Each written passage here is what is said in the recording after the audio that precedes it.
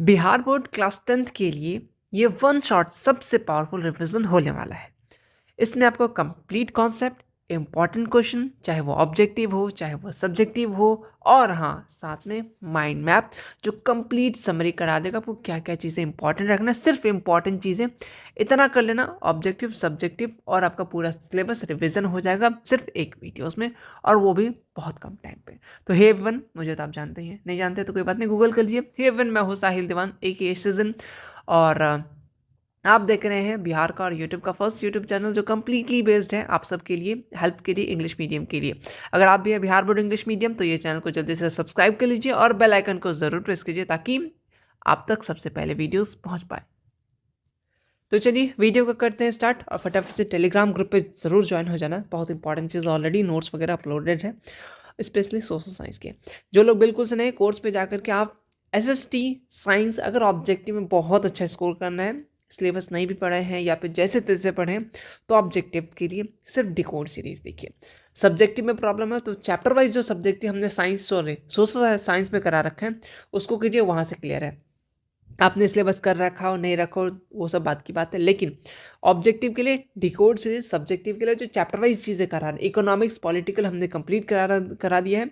अब history geography आपको next videos में मिल जाएंगे, वो भी कंप्लीट हो जाएगा। ठीक है, एक महीना आप आराम से रिविजन कीजिएगा, आराम से रटिएगा। जिस तरीके से मैंने पढ़ा है उसको पढ़िएगा, ज़्यादा रटना भी नहीं पड़ेगा। तो चलो आज से स्टार्ट करेंगे साइंस, और इसको जल्दी जल्दी से ख़त्म कर देंगे। ठीक है, पॉकेट वन ज्वाइन हो जाना, बहुत सारी टेस्ट सीरीज वगैरह यहाँ पे होंगे अभी।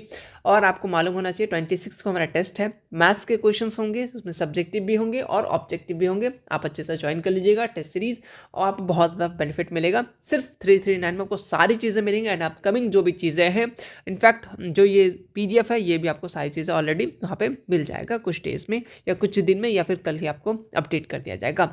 तो चलो, आपके पास नोट्स ऑलरेडी होगा क्योंकि पहला चैप्टर है। पहला चैप्टर हम लोग बहुत शिद्दत के साथ पढ़ते हैं, और हाँ पहला चैप्टर, पहला वीडियोस में हमेशा वीडियोस या फिर लाइक्स बहुत अच्छे खासे व्यूज़ आ जाते हैं, बस धीरे धीरे सारे घट जाते हैं। तो ऐसा मत करना, अगर कोई चीज़ को स्टार्ट किया तो सही से ख़त्म भी कर लो, वरना कोई फ़ायदा नहीं होगा। ठीक है, बहुत इजी सा और आपका बहुत आसान वाले चैप्टर से, इस चैप्टर से क्वेश्चन आते हैं।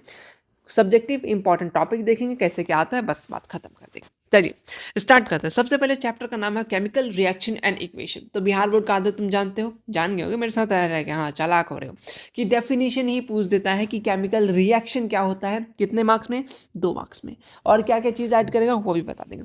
तो केमिकल रिएक्शन, आपके पास नोट्स होगा, नो डाउट पहला चैप्टर पर शिद्दत से नोट्स बना होगा, है ना। अपने नोट्स को पास में रखो, जो चीज़ लिखने बोले तुमको लगा हाँ ये छूट गया है, ये इंपॉर्टेंट है, बस उसको लिख लेना, दैट्स इट, काम खत्म। ये नहीं कि यही नोट्स पढ़ोगे तभी टॉप करोगे, ऐसा बिल्कुल नहीं, बस रिवीजन के तौर पे। ठीक है, ओके।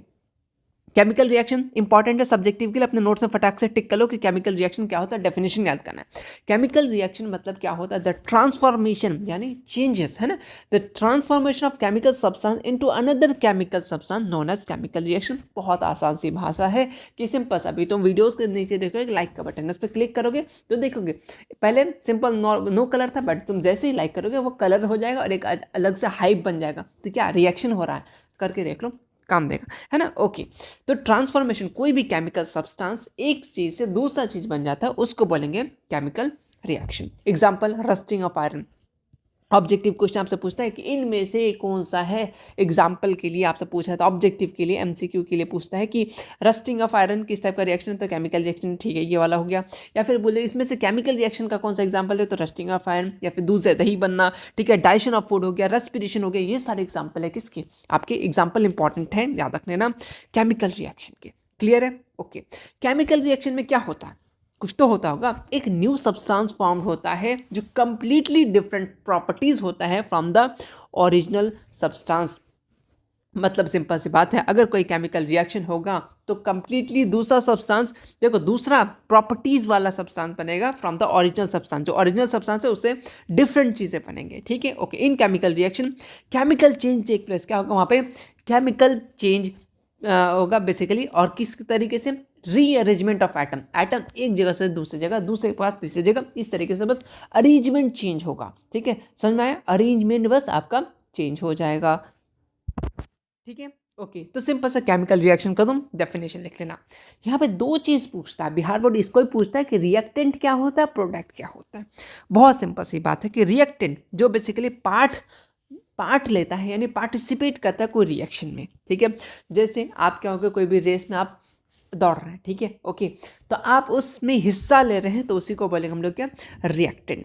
अगर उसमें से कुछ आप बहुत अच्छा रिजल्ट करते हैं, परफॉर्म करते हैं और कुछ बन जाते हैं, रिजल्ट मतलब टॉप कर जाते हैं, एकदम सबसे क्या होता है, फर्स्ट रैंक आ जाता है, तो कुछ प्रोडक्ट बन जाता है ना, तो वही चीज़ है। इस हिसाब से समझ सकते हैं कि कोई न्यूज़ जब सब्सटेंस पार्ट लेता है केमिकल रिएक्शन उसको बोलेंगे रिएक्टेंट। ऑब्जेक्टिव क्वेश्चन पूछा है कि जो substance take part in chemical reaction, objective question Bihar board आसान आसान पूछेगा, उसको क्या बोलेंगे, रिएक्टेंट। अगर कोई न्यू सब्सटेंस प्रोड्यूस होगा उसको क्या बोलेंगे हम लोग, रिजल्ट के बाद उसको बोलेंगे प्रोडक्ट, ठीक है। तो ये चीज़ है, तुम्हें डेफिनेशन दोनों चीज़ ये वाला, तुम ये केमिकल रिएक्शन, रिएक्टेंट क्या होता है, प्रोडक्ट क्या होता है। एग्जाम्पल तुम एक देखो केमिकल रिएक्शन लिख देना और एक एग्जाम्पल कोई सा भी तुम यहाँ पे एग्जाम्पल दे देना, एग्जामिनर को अच्छा लगेगा, बहुत अच्छा लगेगा। जब उसको अच्छा लगेगा मतलब समझ गए ना, नंबर तुमको मिलेगा, ठीक है।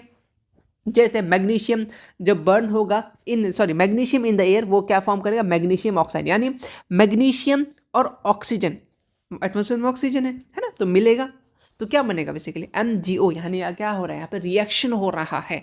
किस टाइप का रिएक्शन वो तो आगे देखेंगे, ठीक है। चलिए, एक इंपॉर्टेंट पॉइंट ये है, आपसे एक टाइप का क्वेश्चन पूछता है कि देखो, एक तो बात याद रख लेना, NCERT का जो भी इंपॉर्टेंट कुछ ही क्वेश्चन है, सब्जेक्टिव वाला हो गया, तो उसका मैं कंप्लीट PDF बना करके पॉकेट बैच में अपलोड कर दूंगा, ठीक है।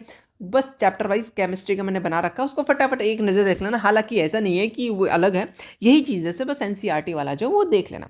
NCERT में जितने इंपॉर्टेंट है, चाहे एक हो, दो हो, तीन हो, ऑब्जेक्टिव है, उसको याद कर लेना, ठीक है। और वो जी हालांकि जो एक्सरसाइज है तो इससे आराम से हो जाएगा, कोई दिक्कत की बात नहीं है।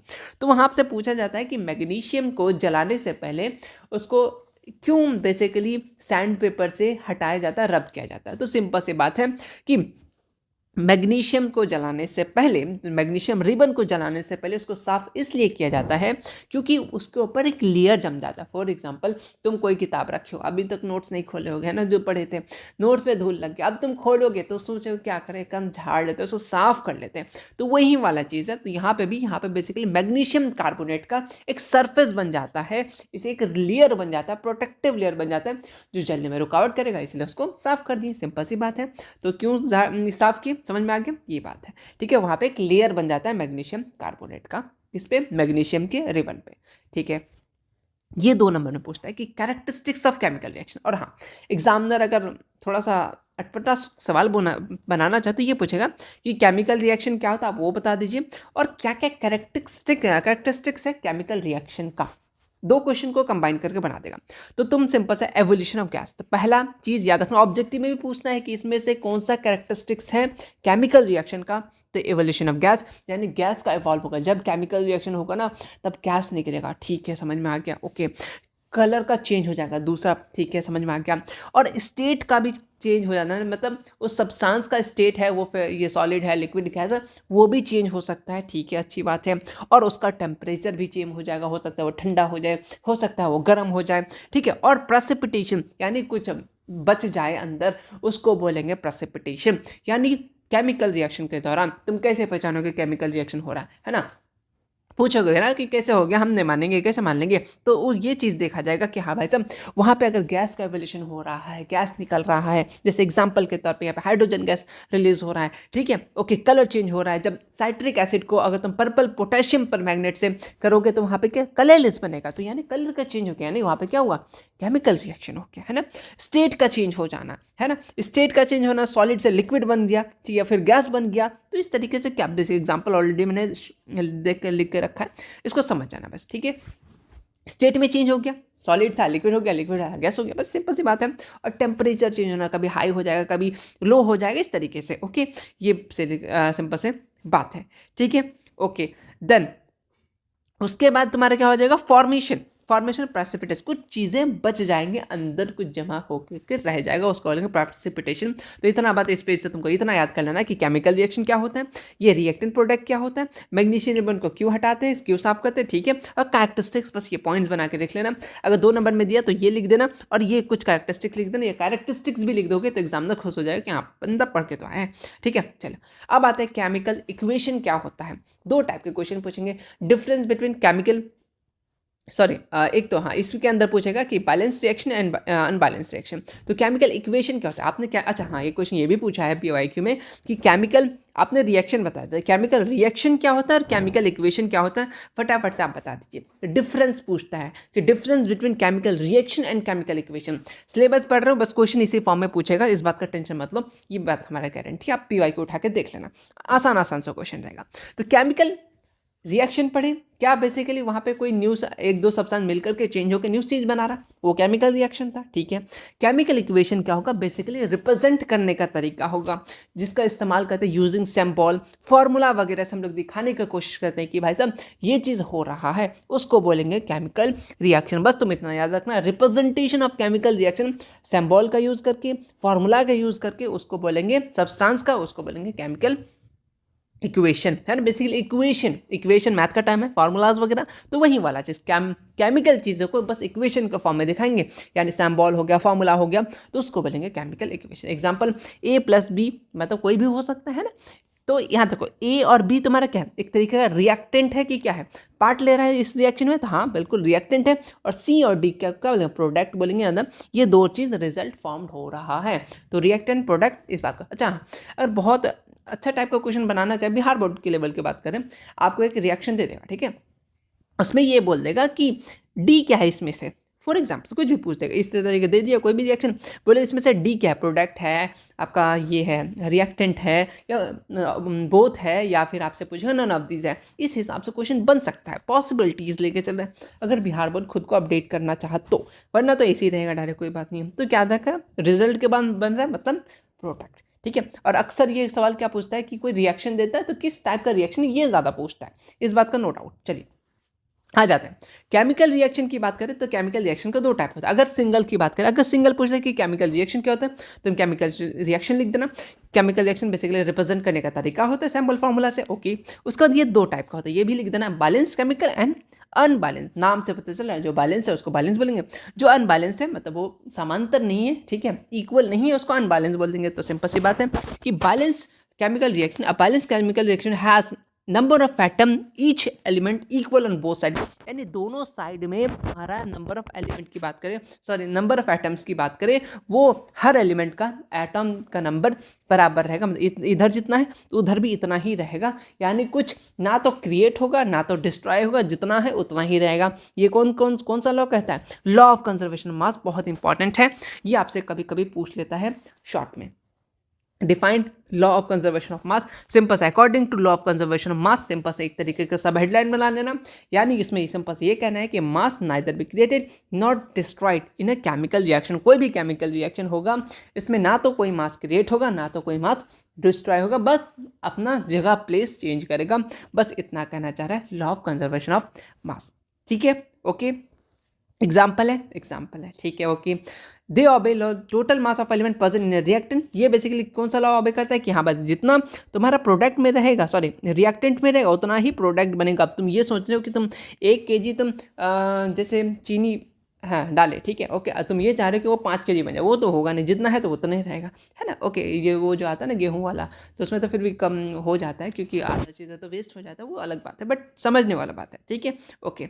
चलिए अब तुम ये सोच रहे हो कि तुम बस वो आता है ना यूट्यूब पे लास्ट में कि यही वीडियो देखो हो जाएगा पक्का टॉप, और तुम ये चाह रहे हो उसको पढ़कर 90% आ जाएगा, हो जाएगा क्या, नहीं, वो तो मेहनत पे डिपेंड करेगा, ठीक है। चलो आते हैं अनबैलेंस केमिकल इक्वेशन। अनबैलेंस मतलब यहाँ पे सिंपल से बात है, हटाओ कुछ मत याद करो, ये जो याद किया बस इसमें लिख देना has not equal number of atom, बस इतना लिख देना, काम खत्म, यही रट लो। उसका तो उसी को लिख दो कि balance unbalance chemical equation has the number of atom of each element both, यहाँ इक्वल का हटाकर not equal on both side, बस हो तो गया डेफिनेशन। क्या 10 डेफिनेशन याद करना, बस सिंपल सी बात है, अलग अलग रहेगा, उसको बोलेंगे अनबैलेंस केमिकल इक्वेशन। चलिए कुछ सिंबल की बात कर लेते हैं। बिहार बोर्ड छोटे छोटे चीज़ पूछता है कि गैसेस स्टेट को आप किस तरीके से रिप्रेजेंट करेंगे, तो जी से गैस, जी से, ठीक है, ओके। लिक्विड को किससे, ठीक है, सॉलिड को किससे, एस से, एक्वस को किससे, एक्यू से। बिहार बोर्ड में 2 बार पीवाईक में 2 बार मतलब 2 कम से कम 1-2 क्वेश्चन आ जाते हैं इस टाइप के क्वेश्चन कि जी से क्या डिनोट करते हैं, आई से क्या डिनोट करते हैं, एक्यू से, एस से क्या डिनोट करते हैं,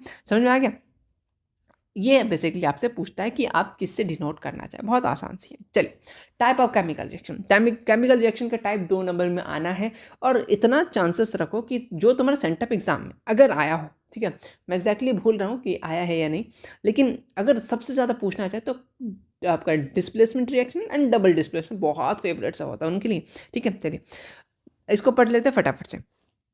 type of chemical reaction, chemical reaction का टाइप क्या होता है, ऑब्जेक्टिव में पूछ लेता है। ऑब्जेक्टिव में कैसे पूछता है कि व्हेन टू और मोर element react combine one form, उसको कौन सा रिएक्शन बोलेंगे, कॉम्बिनेशन रिएक्शन। पहला आता है कॉम्बिनेशन रिएक्शन।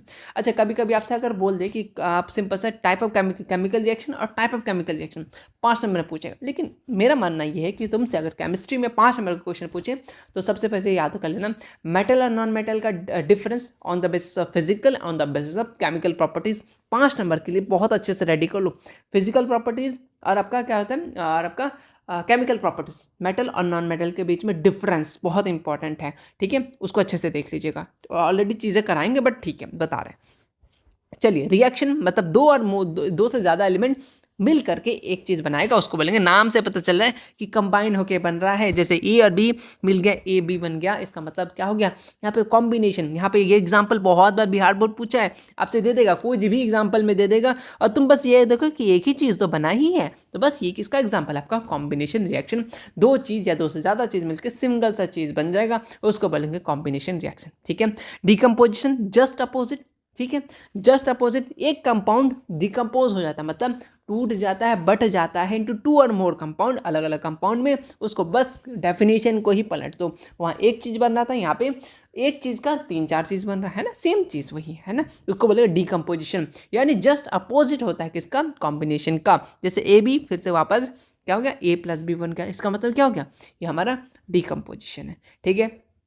एग्जाम्पल के तौर पे तुम एक एग्जाम्पल जरूर याद कर लेना, इंपॉर्टेंट रहेगा। कम से कम अगर तुम एग्जाम्पल याद भी नहीं आए, तुम कम से कम रिप्रेजेंट कर दोगे ना थोड़ा बहुत, तो उसको लगेगा चलो कुछ तो प्रयास किया है, कुछ तो अच्छा किया है और लोगों से, है ना, तो कुछ नहीं से कुछ तो बेटर होता है, इस बात को याद रख लेना। चलिए नेक्स्ट, जैसे यहाँ पे कैल्शियम कार्बोनेट को हम लोग बेसिकली हीट करते, तो कैल्शियम कार्बोनेट को हीट करते किससे बना, कैल्शियम डाइऑक्साइड और आपका बेसिकली कैल्शियम ऑक्साइड और कार्बन डाइऑक्साइड बेसिकली फॉर्म हुआ, ठीक, ओके ओके। अच्छा, डिकम्पोजिशन में भी अलग अलग टाइप है, फटाफट से इसको देख लेते हैं। सबसे पहले थर्मल डिकम्पोजिशन, नाम से पता चल रहा है कि थर्मल मतलब हीट।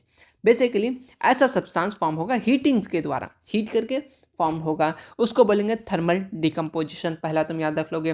टाइप में थर्मल डिकम्पोजिशन बेसिकली हीटिंग से रिलेटेड है, ऑब्जेक्टिव क्वेश्चन पूछ देता है, पूछा भी है कि थर्मल डिकम्पोजिशन किससे होता है, कि ऐसा सब्सटेंस जो हीट करने पे बेसिकली डिकम्पोज हो जाए, उसको बोलेंगे थर्मल डिकम्पोजिशन, ठीक है, ओके।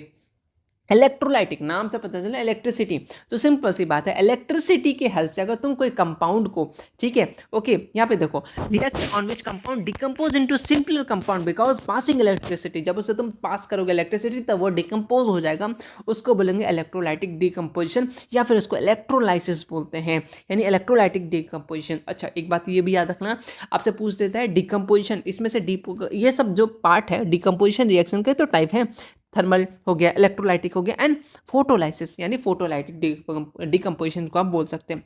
किसके मदद से, फोटो मतलब लाइट, लाइट के मदद से, यानी सनलाइट के मदद से अगर कोई चीज़ डिकम्पोज हो रहा है, टूट रहा है, तो उसको बोलेंगे फोटोलाइटिक डिकम्पोजिशन। सिंपल सा बात है, ये वाला रिएक्शन ही तुम याद कर लो, सॉरी ये definition, reaction in which compound decompose because of sunlight है तो सनलाइट, बिकॉज ऑफ इलेक्ट्रिसिटी है तो इलेक्ट्रोलाइटिक, बिकॉज ऑफ थर्मल है तो या फिर हीट है तो हीट। बस 3 डेफिनेशन, सेम डेफिनेशन, बस टर्म एक एक जगह चिपका देना, यही होता है ट्रिक, यही होता है याद करने का तरीका। ऐसा नहीं कि 10 चीज़ याद कर रहे हैं, एक चीज़ याद कर लो, उसमें 3 को फिट कर दो, तुम्हारा नंबर तुम्हारे पास है, ठीक है, ओके। यहाँ पे एक चीज़ याद रखना, इंपॉर्टेंट ये है कि जब तुम सिल्वर क्लोराइड को, इंपॉर्टेंट है इसलिए इंपॉर्टेंट है कि जब सिल्वर क्लोराइड को, अच्छा एक, अच्छा ठीक है, मैं सोच रहा हूँ वो होगा तो मैं बता दूँगा तुम लोग को कुछ चीज़ें। अच्छा, बहुत लोग का ये सवाल रहता है कि भैया वो जो एक्टिविटीज़ है आपके इसमें केमिस्ट्री में, है ना, तो क्या एक्टिविटीज़ से क्वेश्चन आते हैं, कि हाँ आते हैं, लेकिन जनरल क्वेश्चन आता है, उतना ज़्यादा एकदम वो वाला हाई लेवल वाला नहीं आता है।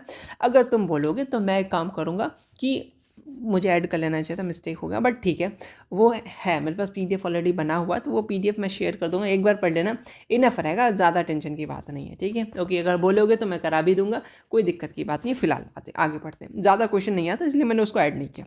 आ जाओ, एक दो जो था वो तो ऑलरेडी मैंने कर लिया था, वो आगे आएगा तो सेकंड थर्ड चैप्टर में उसको कर लेंगे। ओके चलिए फिलहाल देखते थे। यानी जब सिल्वर क्लोराइड को तुम सूरज में रखोगे, सनलाइट के नीचे रखोगे, तो वो सिल्वर मेटल एंड क्लोराइड में अलग अलग हो जाएगा। अच्छा जी, सिल्वर किस कलर का होगा? ग्रे कलर का। इस बात को ध्यान में रखना, बहुत इंपॉर्टेंट है। क्यों धीरे बोले? क्योंकि कोई सुन ना ले, ठीक है। Okay, photographic paper has coated with silver chloride, ये टर्न ग्रे, ग्रे कलर हो जाता है जब बेसिकली जब इसको सूरज में रखोगे। यानी इंपॉर्टेंट बात ये है कि सिल्वर क्लोराइड को अगर तुम धूप में रखोगे तो कौन सा कलर आएगा? ऑब्जेक्टिव के लिए इंपॉर्टेंट है, ऑब्जेक्टिव के लिए इंपॉर्टेंट है, ग्रे कलर आएगा। इस बात को याद रख लेना, ठीक है। ओके, इस बात को याद रख लेना, ठीक है। और रीज़न क्या है? सिंपल सी बात है कि सिल्वर क्लोराइड की बात करें, वो कलरलेस होता है। जब उसको तुम देखोगे, जब वो डिकम्पोज हो जाएगा तो किस कलर का? बेसिकली सिल्वर ग्रे कलर का मेटल होता है। इसी कारण से तुमको वो चीज़ देखने को मिलेगा, है ना। Okay, silver chloride grey colour का हो जाएगा जब तुम उसको सनलाइट में रखोगे, क्योंकि सिल्वर ग्रे कलर का होता है, सिल्वर क्लोराइड कलरलेस होता है। समझे? समझे बच्चे? आ जाओ, अब आते हैं डिस्प्लेसमेंट रिएक्शन। बस जगह को चेंज कर दो, जैसे ये मेरा रोटेट चेंज हो गया। क्या एग्जाम्पल था? लाइव एग्जाम्पल था, है ना। डिस्प्लेसमेंट रिएक्शन, बस कुछ नहीं, तुम एक दोस्त है, दूसरा दोस्त को उस जगह में बैठा दो, बस हो गया डिस्प्लेसमेंट, ठीक है। ओके, तो डिस्प्लेसमेंट रिएक्शन, लेकिन इसमें क्या होता है? जब मोर रिएक्टिव एलिमेंट, ये बात याद रखना बहुत इंपॉर्टेंट है, इसको एग्जामिनेशन में हाईलाइट कर देना। क्या है कि मोस्ट रिएक्टिव एलिमेंट डिस्प्लेस करेगा लेस रिएक्टिव एलिमेंट। जैसे फॉर एग्जांपल एक बेंच में 3-4 लड़का बैठा हुआ है, ठीक है। ओके, उसमें से एक थोड़ा सा है मेरे जैसा, एकदम शरारती नहीं करता है, एकदम शुद्ध वाला साधारण वाला बच्चा है, नॉर्मल बच्चा है, ठीक है। उसमें से कोई आएगा, हमको उठा बोले उठो बैठो उधर जाओ, हम डर से वहाँ जाके बैठ जाएंगे, तो वो उसको क्या बोलेंगे? यानी वो ज़्यादा पावरफुल था, इसलिए हम भाई साहब क्यों लड़ना झगड़ना, गांधी जी के हैं, गांधी जी के राह में चलते, बातों पे चलते, काम करते, नॉन वायलेंस नहीं करेंगे, सीधा सीधी सॉरी वायलेंस नहीं करेंगे, आगे जाके बैठ जाते, कहीं बैठ जाते, दूसरी जगह बैठ जाते, क्यों ही टेंशन करना, है ना।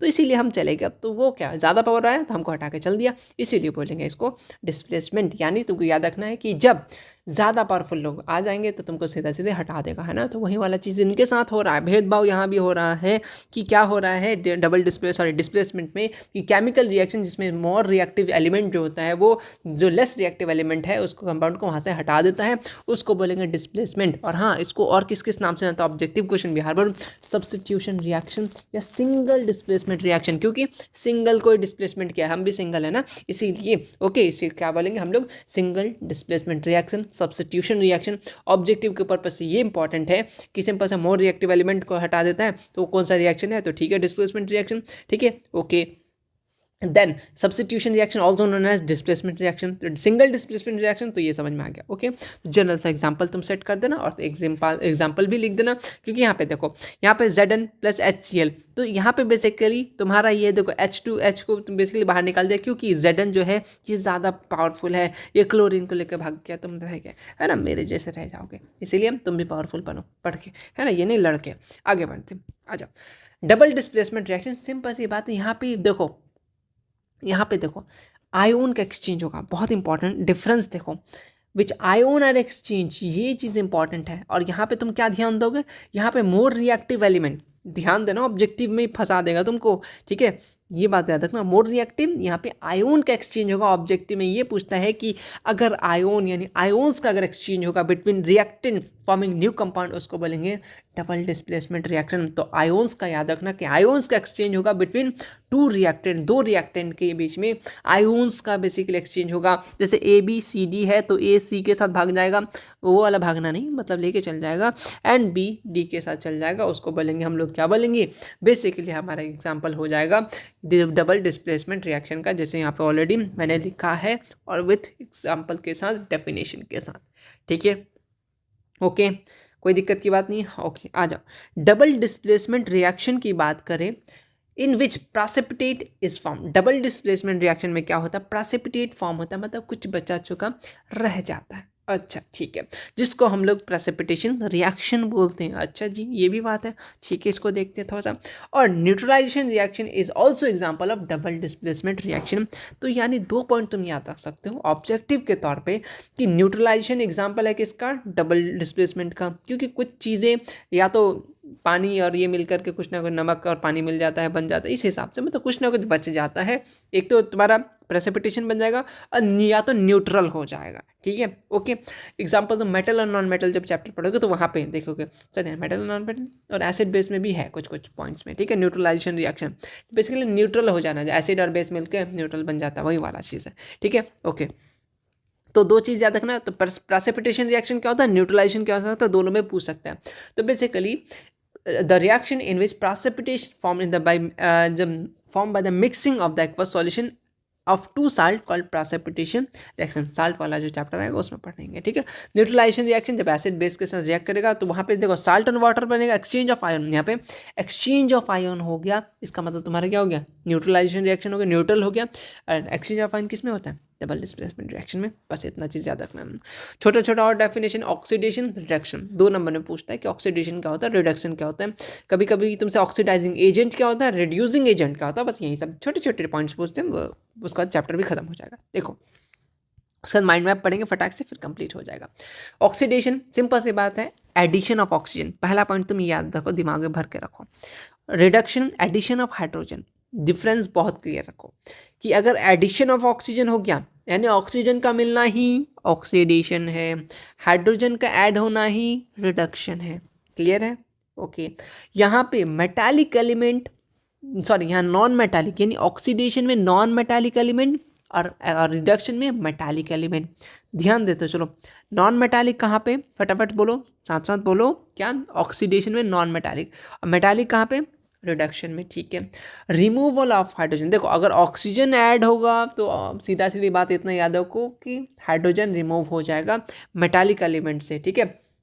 यहाँ पे देखो और करके लिखा हुआ तो कंफ्यूज मत हो, सिंपल से याद है, एडिशन ऑफ ऑक्सीजन एक पॉइंट हो गया, इतना याद रखो, एडिशन ऑफ ऑक्सीजन, ठीक है, और रिमूव ऑफ हाइड्रोजन, ठीक है, इन अ कंपाउंड, सिंपल से बात है, नॉन एज ऑक्सीडेशन। ये पॉइंट सिंपल से तुम याद रख सकते हो, दो काम खत्म है। तुम नॉन मेटालिक मेटालिक में भी डिफरेंट कंफ्यूज हो रहे हो तो इतना याद रखो, हटाओ इसको, याद रखना addition of oxygen and removal of hydrogen, दो डेफिनेशन, दो लाइन में काम खत्म करो कि ये कर लो और तुम ये कर लो, नॉन एज आपका ऑक्सीडेशन, ठीक है, ओके। बस इतना पर याद रखना ना, इसको बोलेंगे ऑक्सीडेशन। सेम चीज एडिशन ऑफ हाइड्रोजन और रिमूवल ऑफ ऑक्सीजन, बस नोन एज आपका रिडक्शन। बस 3 पॉइंट तुम याद रखो, काम खत्म करो ऑक्सीडेशन रिडक्शन का, ठीक है, ओके। और agents, SBI agent, LIC agent, है ना, इतना अच्छा तुमको बता देगा ना कि तुम मरने को भी चल जाओगे कि हाँ, मरने का भी फायदा बता देगा वो LIC एजेंट वाला। अब देखो टर्म आता है ऑक्सीडाइजिंग एजेंट क्या होता है, रिड्यूसिंग एजेंट क्या होता है। देखो फॉर एग्जांपल समझो, पहले क्या है बताते हैं, the substance which give oxygen to oxidation, ऐसा सब्सटेंस जो ऑक्सीजन देता है ऑक्सीडेशन करने के लिए, उसको बोलेंगे oxidising agent. For example LIC वाला है, ठीक है, ठीक है, वो तुमको LIC का लोन देता है तो तुम LIC एजेंट बन जाएंगे, ठीक है, सॉरी उसको LIC का एजेंट बोलेंगे। इस एग्जांपल से समझ जाएगा, ठीक है। होप थोड़ा सा कन्फ्यूजन रहा होगा बट ठीक है, ऐसा समझो।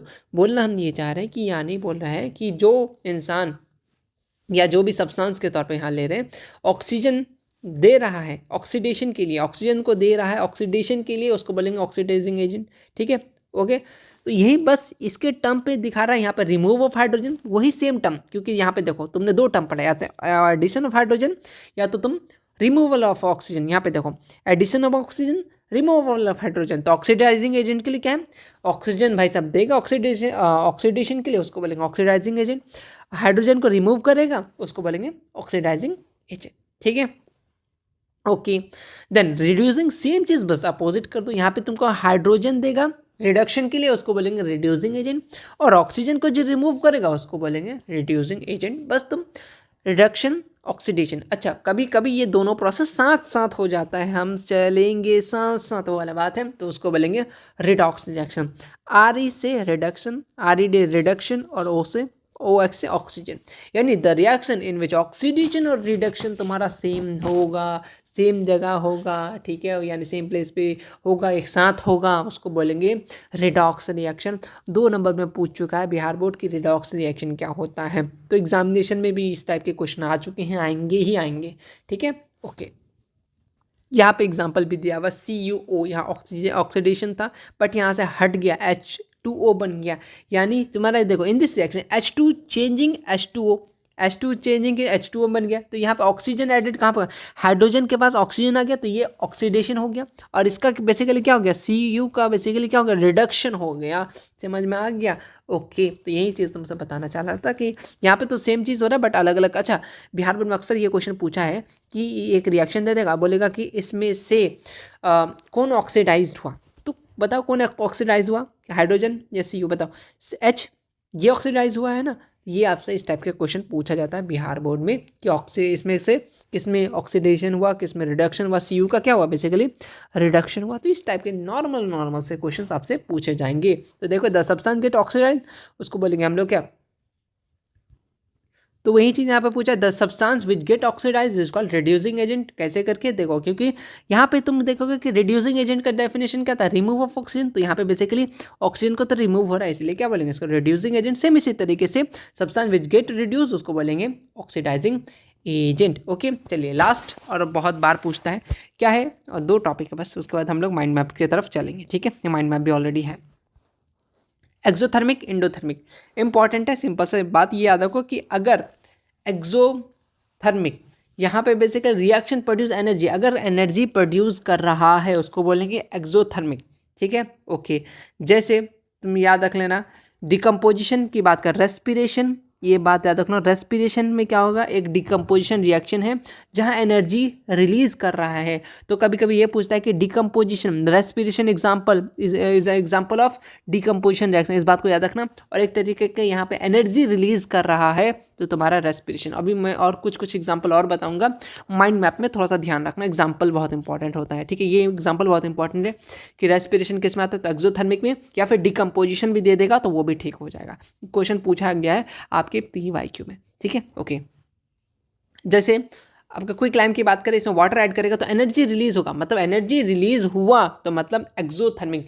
एक्सो बोल के ये देखो, तुम्हारा मुंह से आवाज निकल रहा है, बाहर की तरफ जा रहा है। ठीक है, ओके, तो इसको बोलेंगे एक्सोथर्मिक, यानी हीट तुम्हारा प्रोड्यूस हो रहा है या रिलीज हो रहा है, सीधा सीधी बात रखो। ठीक, सी रिलीज हो रहा है। ओके, इंडो बोल के देखो, इंडो डी, अब इंडो बोलोगे तो लग रहा है कि आवाज़ अंदर की तरफ जा रहा है, यानी बेसिकली यहाँ पे एब्जॉर्ब्ड हो रहा है। अगर एनर्जी एब्जॉर्ब्ड हो रहा है उसको बोलेंगे हम लोग इंडोथर्मिक रिएक्शन। ठीक है, कभी कभी डिफरेंस पूछता है, 2 नंबर में ऑलरेडी PYQ में आ चुका है, सैम्पल पेपर, सेंटर पेपर, सब जगह आ चुका है। आ जाओ, लास्ट टॉपिक है ऑक्सीडेशन, जो oxidising reaction everyday. Corrosion density, भाई साहब बहुत प्यारा सा क्वेश्चन, हर साल अक्सर पूछा जाता है कि कोरिजन डेंसिटी क्या होता है, बता दीजिए। कभी कभी आपसे ऑब्जेक्टिव में क्या क्या पूछता है वो भी बता देंगे। कोरिजन मतलब सिंपल सा एक स्लो कंजर्वेशन या कन्वर्जन, मतलब चेंज हो जाना, द स्लो प्रोसेस, चेंज हो जाना मेटल को अनडिजायरेबल कंपोनेंट में due to the reaction with oxygen. Oxygen के साथ बेसिकली रिएक्ट होकर के अनडिजायरेबल कंपाउंड बना लेता है वाटर एसिड गैसेस के साथ इन द प्रेजेंट, जो एटमॉस्फेयर में प्रेजेंट है उसको बोलेंगे कोरिजन। जैसे रस्टिंग ऑफ आयरन एग्जांपल होता है किसका, कोरिजन का, बहुत बार पूछा है। जंग लगना, सिंपल सी बात है, वो क्या कर देता है तुम्हारा आयरन को, स्टील को बेसिकली वो कमज़ोर कर देता है। जैसे ब्रिज हो गया, पुल हो गया, है ना, शिप हो गया, तुम्हारे दिमाग में भी जंग लग गया, बोलो कैसे, बताओ, पढ़ोगे तब ना, है ना। ओके, चलिए नेक्स्ट क्वेश्चन आता है, इसको बचाओगे कैसे, कैसे बचाएंगे, बच्चों को बचाने वाला बालवीर तो बच्चों को बचा ले, तुम कैसे बचाओगे, इसको पेंट कर देंगे, है ना। ओके, देखोगे घर पे जब लोहा वगैरह का चीज़ आता है तो तुम उसको पेंट कर देते हो। ओके, ठीक है, ग्रीजिंग, ऑयलिंग वगैरह कर देंगे, ठीक है, गैल्वेनाइजेशन भी कर देंगे। ये 3 प्रोसेस है बेसिकली, आप इसको बचा सकते हैं, किसको, रस्टिंग ऑफ आयरन को। इस बात को याद रखिएगा, ऑब्जेक्टिव पूछता है कि इनमें से कौन सा प्रोसेस है रस्टिंग ऑफ आयरन को बचाने के लिए, तो आप ये मेथड्स लिख दीजिएगा, सिंपल सी बात है। ये चीज़ें कोरिजन क्या होता है, एग्जाम्पल लिख दीजिएगा, प्रिवेंशन भी लिख दीजिएगा। एग्जाम अच्छा अक्सर ये 5 नंबर में पूछ लेता है कि दोनों का पूछना है तो 5 नंबर पूछ लेता है। रेंसिडिटी में सिंपल से बात याद रखना, इसमें टेस्ट या फिर ऑर्डर में चेंज होना, सेंट में चेंज हो जाना, कोई फूड मटेरियल का, ठीक है, क्योंकि फूड मटेरियल कंटेन करता है तुम्हारा फैट और ऑयल चेंजेस, जब ये एयर के साथ एक्सपोज हो जाता है बहुत लंबे टाइम तक, उसको बोलेंगे रेंसिडिटी। ठीक है, ऑक्सीडेशन हो जाता है फॉइल, क्योंकि उसमें ऑयल प्रेजेंट होता है उस मटेरियल पे, इसीलिए देखोगे कि चिप्स वगैरह में कौन सा गैस भरा रहता है, फटाफट से कमेंट सेक्शन करना, ठीक है, इंपॉर्टेंट रहेगा। क्या किस तरीके से बता सकते हो तुम, एंटी ऑक्सीडेंट अगर तुम लगा के रखोगे तो ऑक्सीजन मीटअप नहीं करेगा तो खराब भी नहीं होगा, ज़्यादा दिन तक चलेगा। ठीक है, ओके, देन पैकिंग को अच्छे से वैक्यूम पैकिंग करोगे, है ना, replacing by year by nitrogen, nitrogen डालो, यहाँ तो ऑलरेडी आंसर दिया गया, या फिर फ्रिज में रख दोगे, है ना, ताकि वो चीज़ खराब ना हो, इसलिए हम लोग देखो खाना रखते हैं हम लोग फ्रिज में रख देते हैं ना। तो ये सारी चीज़ें हो गई, अक्सर ये कब होता है, गर्मी में जल्दी खराब होता है चीज़ें। तो बस इतना ही था तुम्हारे चैप्टर्स में, इतनी सारी चीज़ें थे, आप फटाफट से तुम एक बार रिएक्शन 2 पेज में तुम समझ लो कि क्या क्या चीज़ें हमने पढ़ा, क्या क्या चीज़ें तुम्हें याद रखना है माइंड मैप की मदद से। हमने सबसे पहले क्या पढ़ा, फटाफट से सोचो। हमने सबसे पहले क्या पढ़ा बताओ, कि हम लोग सबसे पहले केमिकल रिएक्शन के बारे में चीज़ों को पढ़ें। केमिकल रिएक्शन में क्या होता है, बेसिकली केमिकल रिएक्शन क्या से, केमिकल रिएक्शन एक सब्सटेंस दूसरे सब्सटेंस से रिएक्ट करके न्यू प्रॉपर्टीज बनाता है। हाँ जी बिल्कुल बनाता है। तो तुम सिंपल सा एग्जांपल के लिए heating of copper in the presence of air, ये सारे एग्जांपल है। मैग्नीशियम बर्न करेंगे, तो ये सारी चीज़ आपको याद रखना है, ठीक है। ओके चलिए, ओके जलाते हैं, ठीक है। आ जाओ, केमिकल सिंपल सा केमिकल रिएक्शन समझ में आ गया, ठीक है। ओके, केमिकल चेंजेस क्या क्या होता है जब तुम न्यू सब्सटेंस फाउंड होगा, हाँ जी ठीक है। केमिकल प्रॉपर्टीज चेंज होगा, ठीक है। एग्जांपल याद रख लो, बहुत इंपॉर्टेंट है। रस्टिंग ऑफ आयरन, दूध से दही बनना, ठीक है, ठीक है, हाँ ठीक है। ओके, कैंडल का जलना, ठीक है। ओके, और कंबशन ऑफ एलपीजी, ये सारे एग्जांपल है किसके, आपके बेसिकली आपका केमिकल रिएक्शन की, ठीक है। ओके, आपने ये चीज़ पढ़ा। जब कोई केमिकल रिएक्शन होगा तो तुम्हें क्या क्या चीज़ देखने मिलेगा ऑब्जर्वेशन में, स्टेट में चेंज होगा, कलर में चेंज होगा, गैस में चेंज होगा, इवोल्यूशन ऑफ गैस होगा, ठीक है। टेम्परेचर बढ़ जाएगा, फॉर्मेशन ऑफ प्रेसिपिटेशन, ठीक है। इतना बात आपने पढ़ा, ठीक है। हमने थोड़ा सा टाइप के बारे में पढ़ा, ठीक है। कुछ फिजिकल चेंजेस भी के बारे में पढ़े कि देखो केमिकल चेंजेस में तुम्हें ये चीज़ मिलेगा, फिजिकल चेंजेस में तुम्हें क्या मिलेगा कि तुमको देखो नो न्यू सब्सटेंस फॉर्म नहीं होगा, बस change in shape, size, colour, density वगैरह सारी चीज़। जैसे देखो boiling of water, water vapour हो जाएगा, ठीक है। मेल्टिंग ऑफ आइस, वाटर बन जाएगा, ठीक है। ओके, आपने ये पढ़ा कि बैलेंस क्या होता है, अनबैलेंस क्या होता है, इसके बारे में कोई दिक्कत की बात नहीं है, ठीक है। ओके, हम लोग किस चीज़ से डिनोट करते हैं, एक बैलेंस होता है, एक नॉन बैलेंस होता है, ये भी आपने पढ़ लिया, ठीक है। ओके, अच्छा, नॉन बैलेंस का स्केलेटल बोलते हैं, ये चीज़ थोड़ा सा ध्यान में रख लेना कि एक बैलेंस या फिर एक स्केलेटल की बात कर ले, यानी वो बेसिकली अनबैलेंस वाला की बात कर रहा था, एक बैलेंस एक अनबैलेंस, ठीक है। ओके, हमने केमिकल इक्वेशन को अलग अलग, गैस को किससे दिखाया, लिक्विड को ऐसे दिखाया, सॉलिड को ऐसे दिखाया, क्या बोल सकते हैं, एक्वस सॉल्यूशन को ए से दिखाएं, ठीक है।